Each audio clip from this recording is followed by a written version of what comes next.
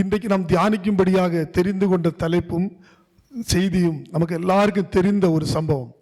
அதிலே கர்த்தர் நம்மோடு கூட என்ன பேச சித்தம் கொண்டிருக்கிறாரோ அதை கர்த்தர் வெளிப்படுத்தும்படியாக நாம் அனைவரும் ஜெபத்தோடு கூட இருப்போம். கர்த்தர் நம்மோடு பேசுவாராக. நெகேமியா தீர்க்கதரிசியின் புஸ்தகம் 1ஆம் அதிகாரம் அதனுடைய 4ஆம் வசனம். நெகேமியா 1:4.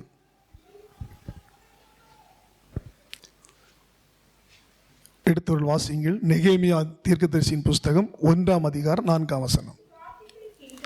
இந்த வார்த்தைகளை கேட்டபோது நான் உட்கார்ந்து அழுது சில நாளாய் துக்கித்து உபவாசித்து, ஆமென், பரலோகத்தின் தேவனை நோக்கி. அல்லேலூயா. நெகேமியா தீர்க்கதரிசி 4ஆம் வசனத்திலே சொல்லப்பட்டிருக்கிறது, இந்த வார்த்தைகளை நான் கேட்ட பொழுது துக்கித்து அழுது உபவாசித்து தேவ சமூகத்தில் விழுந்து கிடந்தான். அல்லேலூயா. நீங்க பார்த்தீங்கன்னா நெகேமியா தீர்க்கதரிசி அழுவதற்கும் துக்கிப்பதற்கும் காரணம் என்னவென்று சொல்லி 2-3 வசனங்களை வாசியுங்கள். அதே அதிகாரத்தில் 2-3. என் சகோதரர்கள் ஆனாயும் வேற சில மனுஷர் யூதாவிலிருந்து வந்தார்கள். ஆமென். யூதரின் செய்தியையும் எருசலேமின் செய்தியும் விசாரித்தேன். அதற்கு அவர்கள் சிறையிருப்பில் மீண்டிருக்கிறவர்கள் அனுபவிக்கிறார்கள். எருசலேமின் அலங்கம் இடிபட்டதையும் அதன் வாசல் அக்கினியால் சுட்டரிக்கப்பட்டதையும் ஆமென் கிடக்கிறது. என்ன இதை கேட்ட பொழுது என்ன செய்தான்? அவன் அழுது சில நாளாய் துக்கித்து உபவாசித்து, ஆமென், மன்றாடி பரலோகத்தின் தேவனை நோக்கி விண்ணப்பம் பண்ணினான். அல்லேலூயா. நெகேமியா இருந்தது எங்கே? அதனுடைய 1ஆம் வசனத்தை வாசிங்க. ஆமென்.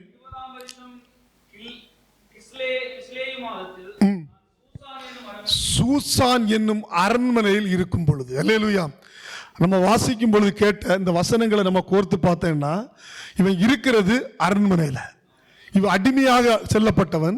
ஆனால் இவன் இருப்பது அரண்மனையில். இவனுடைய வேலை என்ன? ராஜாவுக்கு பானபாத்திரக்காரன். பெரிய உத்தியோகம். அல்லேலூயா. இவன் நீங்கள் பாருங்க, கவனிங்க. இப்பொழுது இவன் சிறைபிடிக்கப்பட்டு வந்திருக்கிறான். ஒரு தேசத்தில் உயர்ந்த ஸ்தானத்தில் இருக்கிறான்.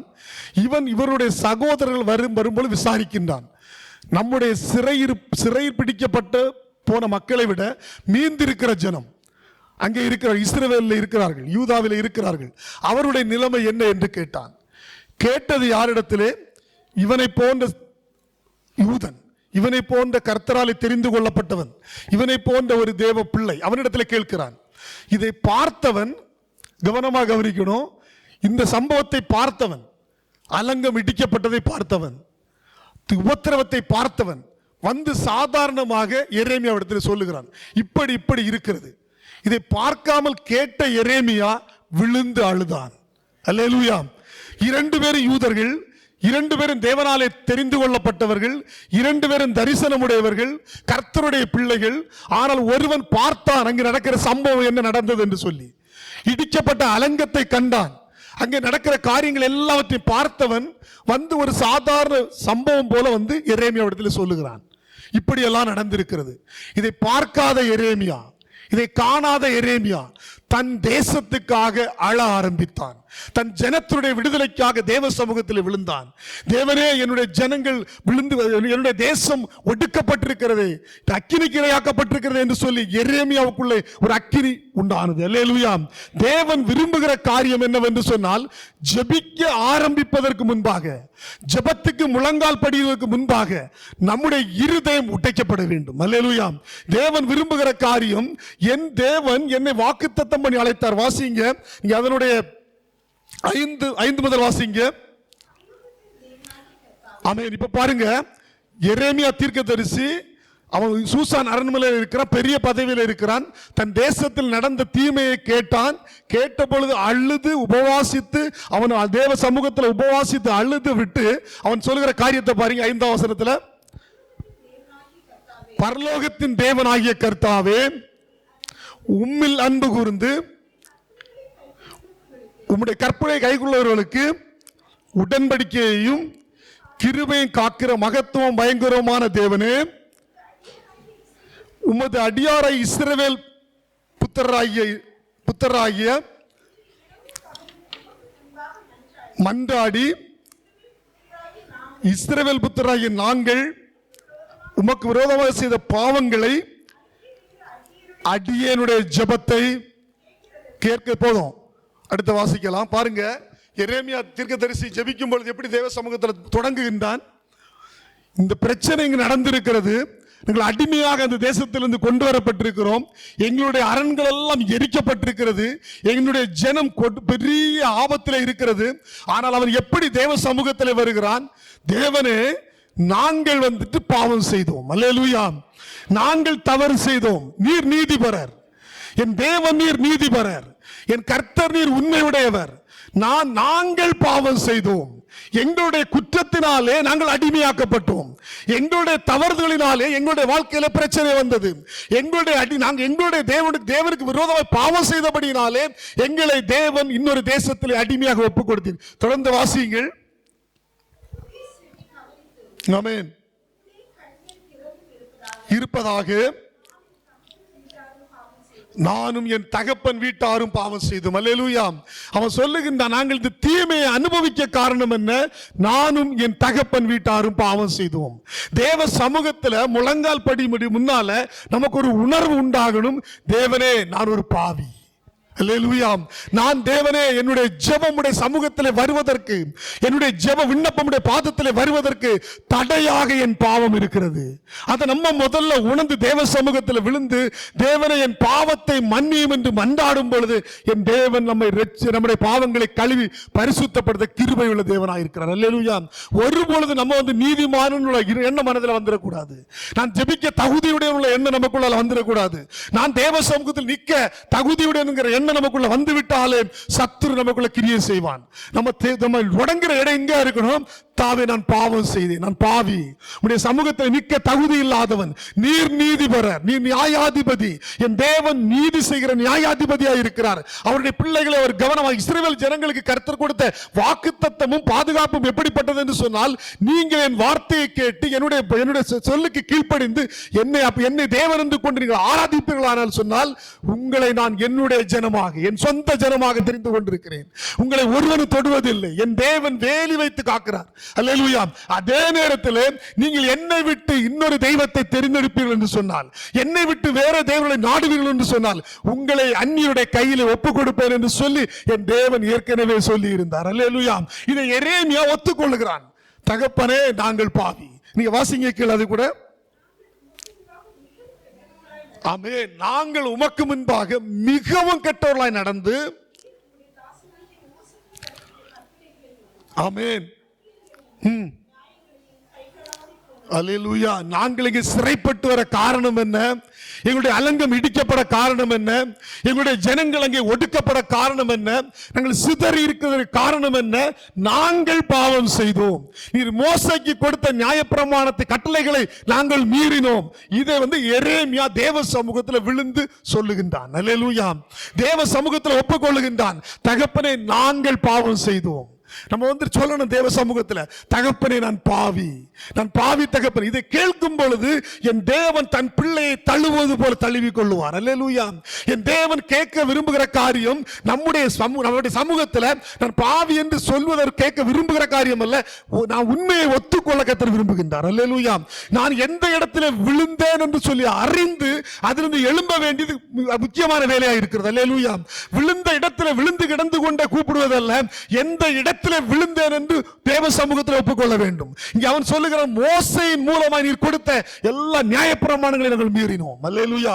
நீர் எங்களுக்கு கொடுத்த எல்லா கற்பனைகளை நாங்கள் மீறினோம். அதனாலே தான் நாங்கள் இப்பொழுது அடிமைகளாக இங்கே இருக்கிறோம். அல்லேலூயா. வாசிங்க கீழே.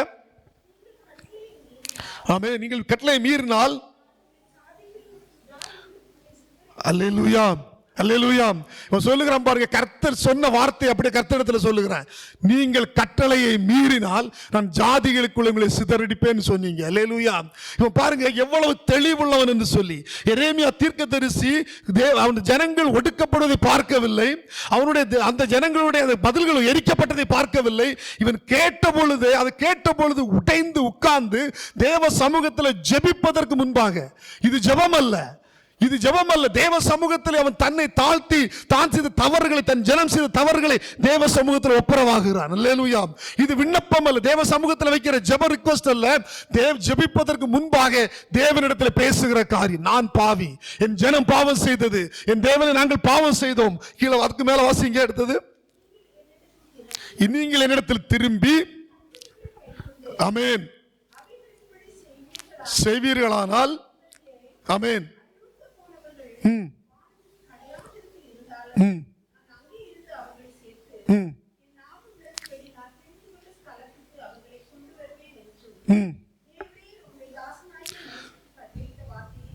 ஆமென். இப்ப என்ன பண்றான் தெரியுமா?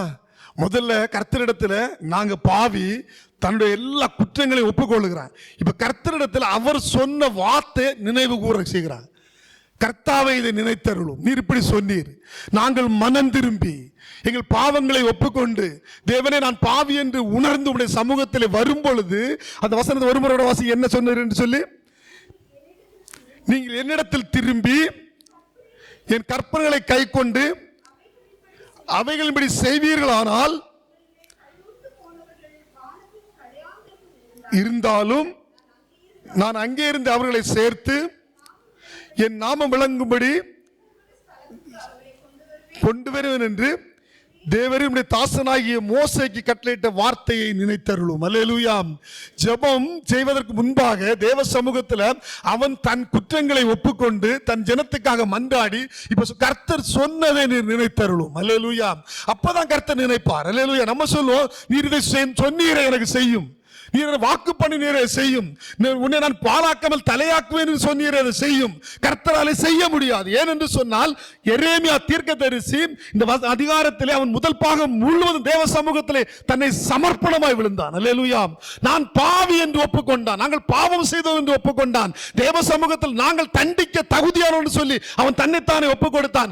நீர் என்னை காரணம் இல்லாமல் தண்டிக்கவில்லை, நான் பாவம் செய்தபடியால் தண்டித்தீர் என்று சொல்லி அவன் தேவனை நியாயப்படுத்தினான். அல்லேலூயா. இதை செய்துவிட்டு சொன்னான், நாங்கள் திரும்பினால், அல்லேலூயா, நீங்கள் திரும்பி வந்தால், நாங்கள் உம்முடைய சமூகத்தை நோக்கி பார்த்தால், எங்களுடைய எல்லா பொல்லாத வழிகளை விட்டுவிட்டால், நீர் எங்களை திரும்பவும் சேர்த்துக் கொள்வேன் என்று சொன்னீரே, அதை நீர் நினைத்தருளும். அல்லேலூயா. ஜெபிப்பதற்கு முன்பாக அவன் நெகேமியா செய்கிற காரியம், தன் ஜனத்தினுடைய குற்றங்கள் எல்லாவற்றையும் ஏற்று ஒருவன், அல்லேலூயா, அந்த ஜனங்கள் முழுவதும் இதற்கு யாரும் வரல, யார் இந்த காரியங்களை தேவ சமூகத்தில் நிக்கல. ஆனா எரேமியா ஒருவனாக எல்லாருக்காகவும் வந்து நின்றான். தேவ சமூகத்தில் நின்று சொல்லுகிறான், நாங்கள் பாவம் செய்தோம். அல்லேலூயா. தேவன் அதை கேட்டார். நம்முடைய தேவன் அதை கேட்கிற தேவனாய் இருக்கிறார். எல்லாரும் வர வேண்டும் என்று அல்ல, நம்மளே ஒருவன் எழுப்பி தேவ சமூகத்தில் நின்று கொண்டு தேவனே எங்களுக்கு இறங்கும் என்று சொல்லும் பொழுது கர்த்தர் இறங்க கிருபையுள்ள தேவனாய் இருக்கிறார். எந்த காரியத்தை சொன்னீரே அதை நினைத்தருளும் என்று சொல்லும் பொழுது கர்த்தர் நினைவு கூற கிருபையுள்ள தேவனாய் இருக்கிறார். நம்முடைய தேவன் கிருபையுள்ள தேவனாய் இருக்கிறார். அதுக்கு அடுத்த வசனத்தை வாசிங்க.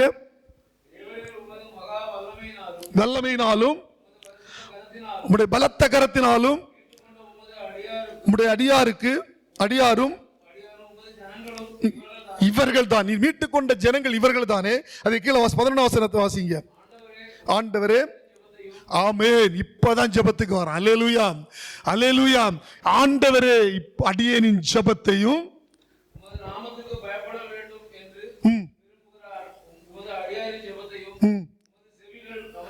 கவனித்திருப்பதாக. இன்றைக்கு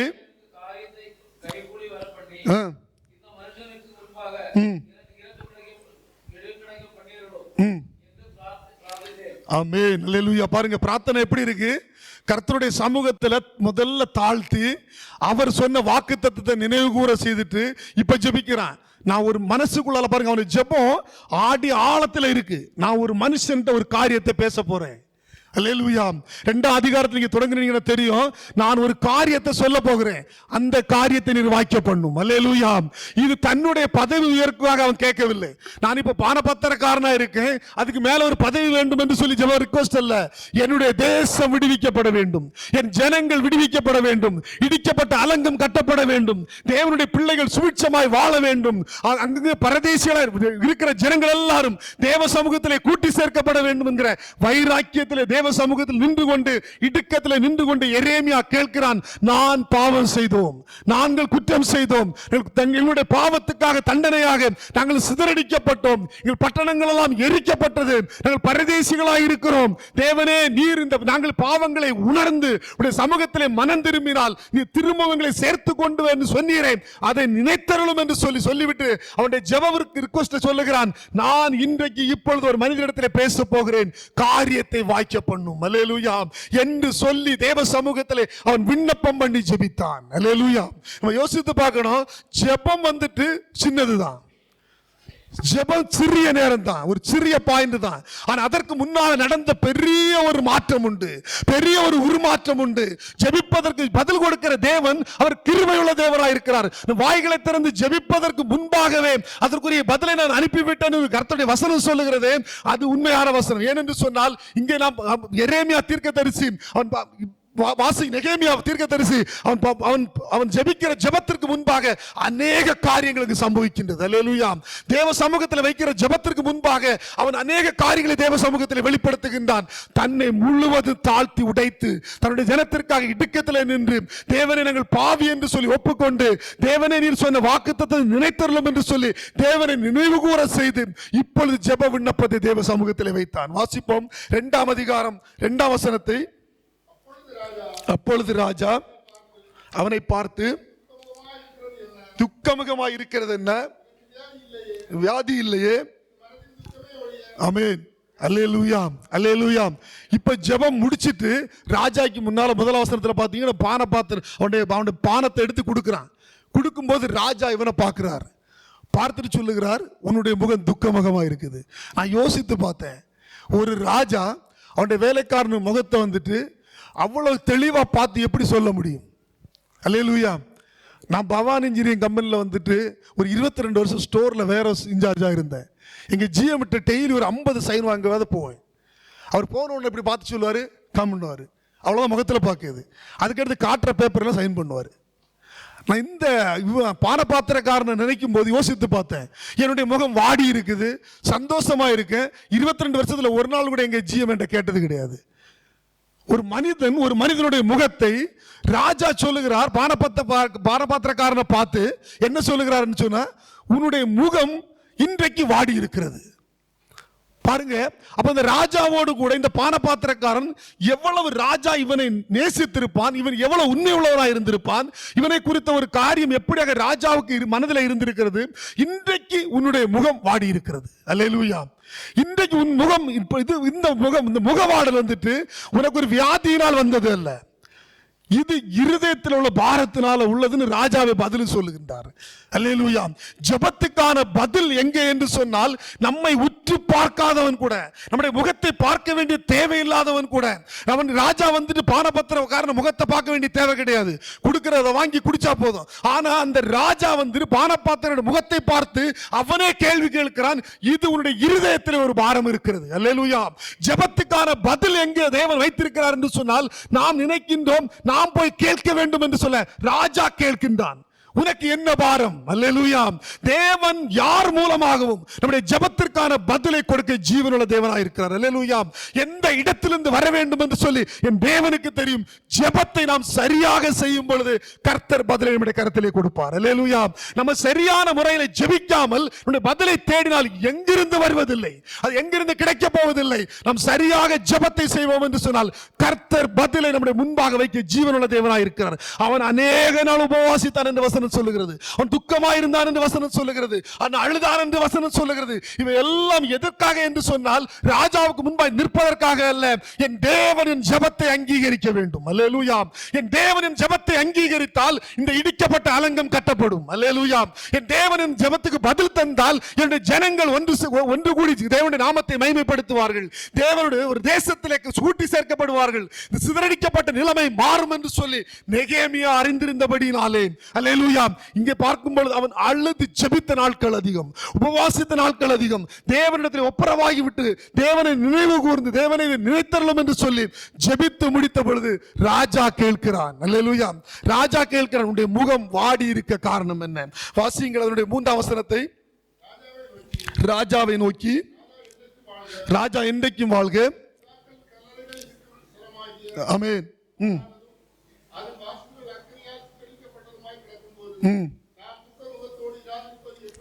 அல்லேலூயா, அல்லேலூயா. நான் துக்கமுகமாய் இருப்பது எப்படி? ராஜா கேட்ட கேள்விக்கு பதில் என்ன? என்னுடைய தேசம், என்னுடைய பிதாக்களுடைய கல்லறை எல்லாம் உடைக்கப்பட்டு நிர்மூலமாக்கப்பட்டு எல்லாம் சீர்குலைந்து இருக்கும் பொழுது நான் சந்தோஷமாய் இருப்பது எப்படி? இது சீர்குலைக்கப்பட்டது பொழுது இது முன்பாக நடந்து விட்டது. இவன் கேள்விப்பட்ட நாள் முதல், இவனுடைய காதலை எப்பொழுது கேட்டதோ கேட்கப்பட்ட நாள் முதல் இவன் துக்கம் அனுசரிக்க ஆரம்பித்தான். இவன் வேதனைப்பட ஆரம்பித்தான். தேவ சமூகத்திலே மன்றாட ஆரம்பித்தான். அவனுடைய காதலை கேட்ட உடனேயே அவன் அந்த இடத்துல விழுந்து அழுதான். அல்லேலூயா. அதற்கென்று சொல்லி ஒரு நாளை குறிப்பிட்டு வைக்கவில்லை. இதற்காக தனிப்பட்ட ஒரு நாளை ஆயத்தப்படுத்த அவன் யோசிக்கவில்லை. அவன் கேட்ட உடனேயே தேவ சமூகத்திலே விழுந்தான். அல்லேலூயா. தேவன் விரும்புகிற காரியம் என்ன? என்னுடைய இருதயம் தேவனுடைய ஒரு கடிந்து கொள்வதை கேட்கும் பொழுது, என்னுடைய வாழ்க்கையில் பிரச்சனை வரும் பொழுது அந்த நிமிடத்தில் தானே தேவ சமூகத்தில் விழுந்து விடுவோம் என்று சொன்னால், என் தேவன் அதுக்கு பதிலை தர ஜீவனுள்ள தேவனாய் இருக்கிறார். அல்லேலூயா. தேவ சமூகத்தில் இருந்து கொண்டு தேவனை நோக்கி பார்ப்போம் என்று சொன்னால் தேவன் விடுவிக்க ஜீவனுள்ள தேவனாய் இருக்கிறார். வாசிப்போம் அடுத்த வசனத்தை கூட. அப்பொழுது ராஜா என்னை பார்த்து, நீ கேட்கிற காரியம் என்ன என்றார். ஆமென். அவன் என்ன சொல்லுகிறான்? நீ கேட்கிற காரியம் என்ன? ராஜா கேட்கிறாரு, நீ கேட்கிற காரியம் என்ன? அவன் பதில் என்ன சொல்லுகிறான்? நான் பரலோகத்தின் தேவனை நோக்கி ஜெபம் பண்ணி, வாசிங்க, ராஜாவை பார்த்து, ராஜாவுக்கு சித்தமாயிருந்து, ஆனால்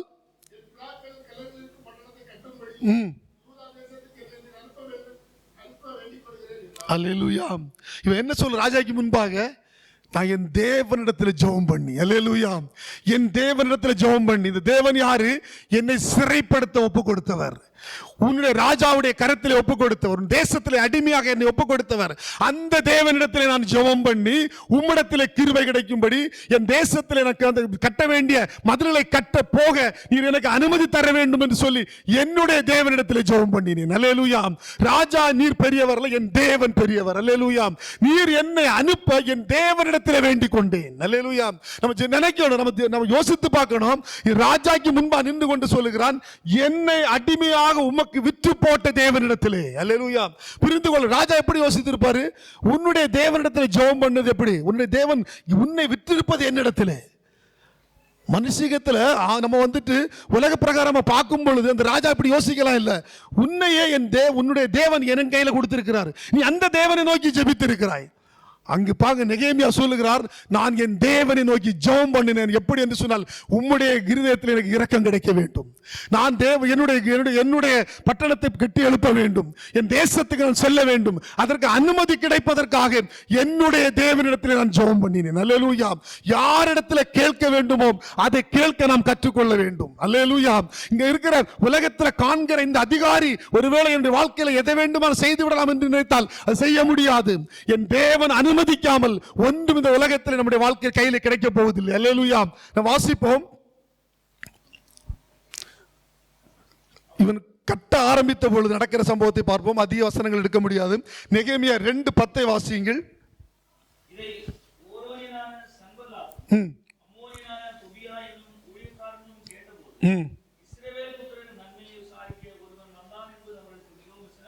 அல்லேலூயா. அதுக்கு முன்பான சம்பவங்கள் எல்லாம் தெரியும். அவன் மரங்களை கொடுத்தான், அநேக அவனுடைய ஒட்டகங்களை காரியங்களை கொடுத்து அவன் அனுப்பி வைத்தான். ராஜா எல்லா அனுமதியும் கொடுத்து அனுப்பி வைத்தான். இவன் நெகேமியா இங்கே வந்து இஸ்ரேலில் வந்து அதை கட்டும்படியாக அவன் எல்லாம் ஆயத்தப்பட்ட பொழுது அங்கே ஒரு எதிர்ப்பு உண்டானது. அல்லேலூயா. அங்கே ஒரு எரிச்சல் உண்டானது. தேவனுடைய பிள்ளைகளுடைய வாழ்க்கையிலே சூழ்நிலைகள் எல்லாம் இடிந்து போய் பாழாய் கிடக்கும் பொழுது ஐயோ பாவம், ஐயோ இவன் பாவம், ஐயோ கஷ்டம், இதை சொல்ல அநேகர் இருப்பார்கள். ஆனால் தேவன் அவனை உருவாக்கி தேவன் ஆசீர்வதிக்க ஆரம்பித்தால் எரிச்சல் படுகிற ஒரு கூட்டம் அங்கே உண்டாகும். அல்லேலூயா. அது வெளியிலிருந்து அல்ல, நாம் தெரிந்து கொள்ள வேண்டும். அது வெளியிலிருந்து அல்ல, நமக்குள்ளே இருந்து உண்டாகும். அதை நாம் அறிந்து கொள்ள வேண்டும். தேவனுடைய பிள்ளைகள் தெளிவாக இருக்க வேண்டும். இது வெளியிலிருந்து உண்டாவது அல்ல, நம்ம சபைக்கு வெளியிலிருந்து வருவதல்ல, குடும்பத்தின் வெளியிலிருந்து வருவதல்ல, நம்முடைய சகோதரர்கள் மற்ற வெளியிலிருந்து வருவதல்ல, நமக்கு உள்ளே உண்டாகும் எரிச்சல். அல்லேலூயா. நாம் தெரிந்து கொள்ள வேண்டும். இந்த எரிச்சல் உண்டானால் கர்த்தருடைய கிரியை நடக்கும் என்று விசுவாசிக்க வேண்டும். நெகேமியா தரிசனம் பெற்று தேவனிடத்திலிருந்து அனுமதி பெற்று கட்ட வந்தபடியினாலே இவன் இதை ஒன்றையும் பொருட்படுத்தவில்லை. அல்லேலூயா. எரிச்சல் பட்டதை ஒன்றையும் பொருட்படுத்தவில்லை. அதனுடைய வசனத்தை வாசிங்க, 17-18 கூட வாசிங்க. 2 ஆமென்.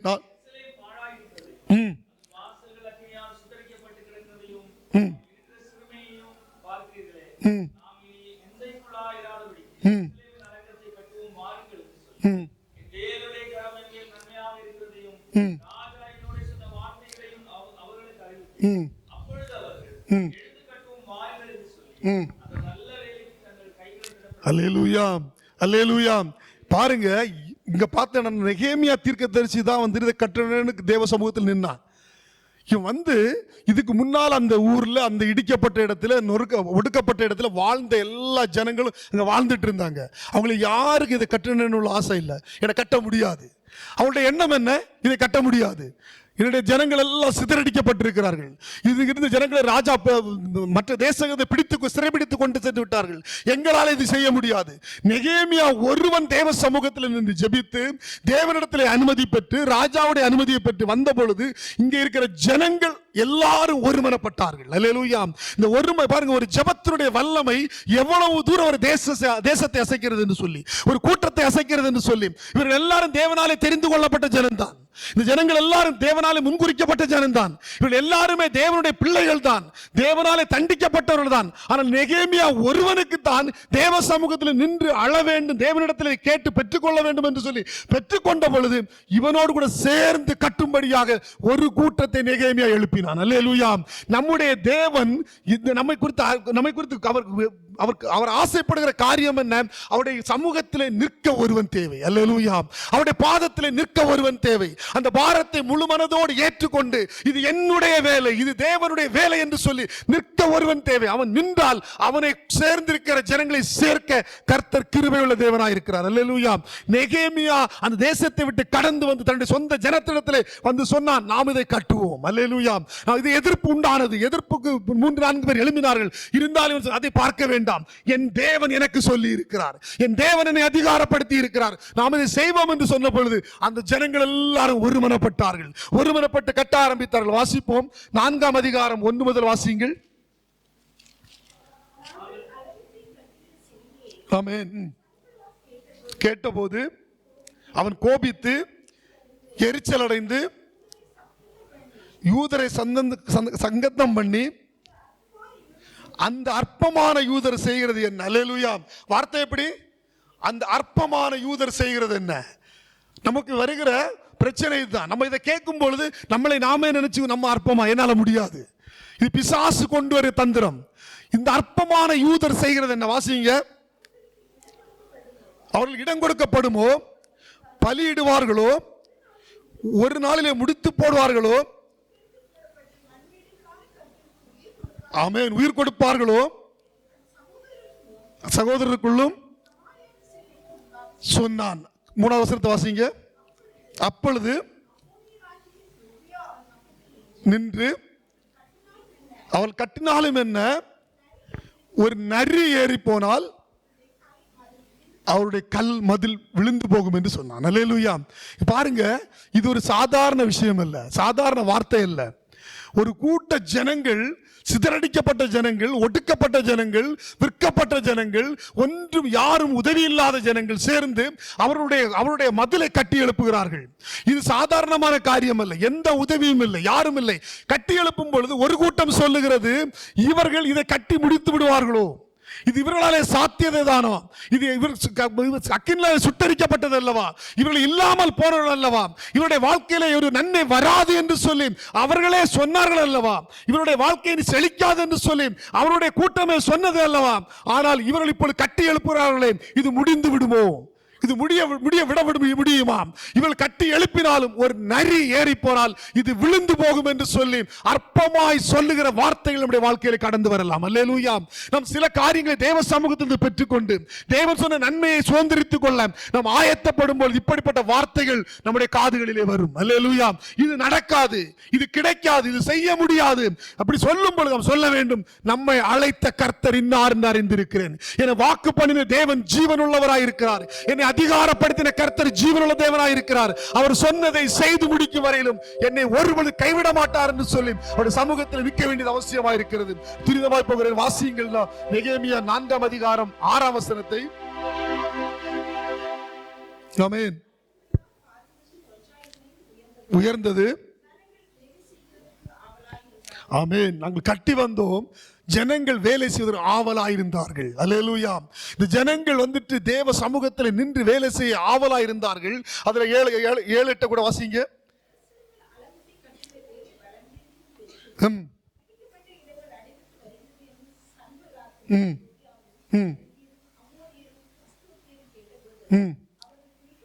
எரிச்சலாகி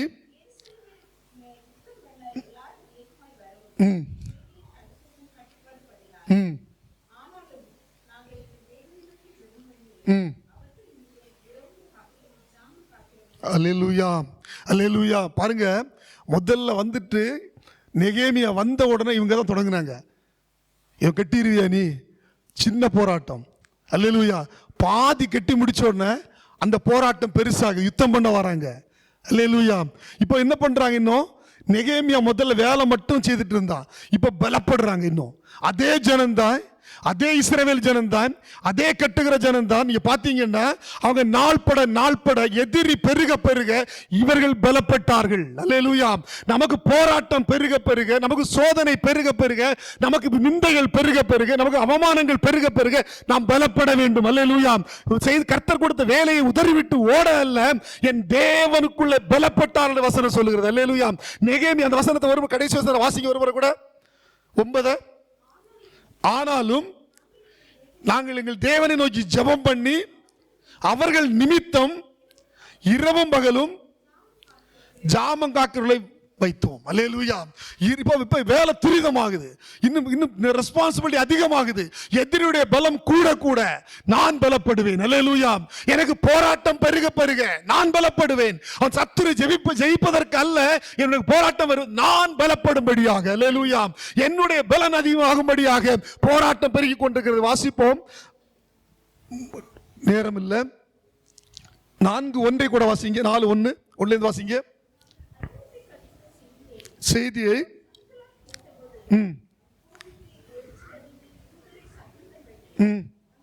இல்ல அது இல்ல, சாரி. 4:14 வாசிங்க.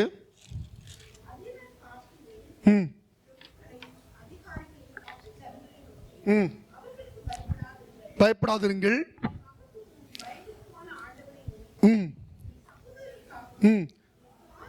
குமாரருக்காகவும் உங்கள் குமாரத்திகளுக்காகவும் உங்கள் மனைவிகளுக்காகவும் உங்கள் வீடுகளுக்காகவும் யுத்தம் பண்ணுங்கள் என்றேன். அல்லேலூயா. இப்ப என்னாச்சு, அலங்கம் கட்டு நடைபெற்று கொண்டிருக்கிறது, யுத்தம் நடக்குது. அல்லேலூயா. சத்துரு பெருகி பெருகி பெருகி இந்த ஜனத்தை எப்படியாவது கட்ட விடக்கூடாது, தேவனுடைய சித்தத்தை செய்து விடக்கூடாது என்று சொல்லி யுத்தம் செய்யும்படியாக அப்போ சொல்லுகிறார்கள், நீங்க என்ன செய்யுங்க, உங்கள் குடும்பத்தை காக்கும்படி, உங்கள் மனைவிமாரை காத்துக் கொள்ளும்படி, உங்கள் பிள்ளைகளை காத்துக் கொள்ளும்படி நீங்கள் யுத்தம் பண்ணுங்கள். அல்லேலூயா. நம்முடைய ஜெபம் எதற்காக, நம்முடைய யுத்தம், முழங்கால் யுத்தம் எதற்காக, நம்முடைய குடும்பத்தை காத்துக் கொள்ளும்படியாக, நம்முடைய தேசத்தை காத்துக்கொள்ள, இப்பொழுது குடும்பத்தை காத்துக் கொள்ளும்படி, தனிப்பட்ட நபரை காத்துக் கொள்ளும்படி நீங்கள் அலங்கத்தை கட்ட வேண்டியது அவசியம். அல்லேலூயா. நீங்கள் அலங்கத்தை வசனத்தை நம்ம முடிக்க போறேன். நம்ம வாசிக்கும் போது பாத்தீங்கன்னா நீங்க ஒவ்வொருவரும் என்ன செய்தாங்க, அவங்க வீட்டு முன்னால இருந்த மதுரை கட்டுனாங்க. நீ அதிகாரத்தை கீழே வாசித்துட்டு போனீங்கன்னா தெரியும்.